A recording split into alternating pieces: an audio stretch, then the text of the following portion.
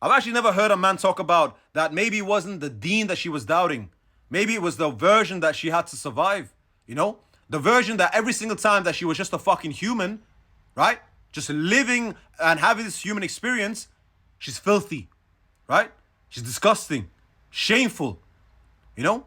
That version where questions made her feel like she's a bad Muslim, you know? The version where a man, he spoke to her as though he's the gatekeeper to God. Gatekeeper to God. And the crazy part is that if you look at it from a scientific perspective, it backs it up.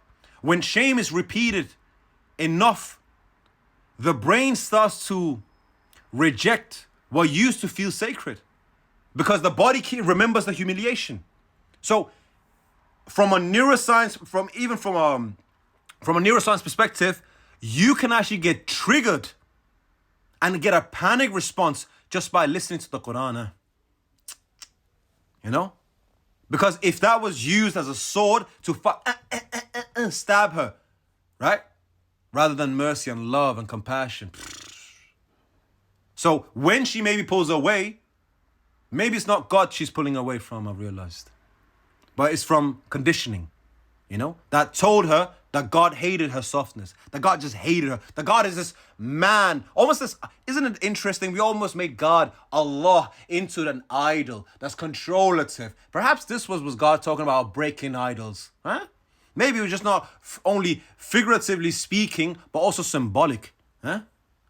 So maybe it's her anger that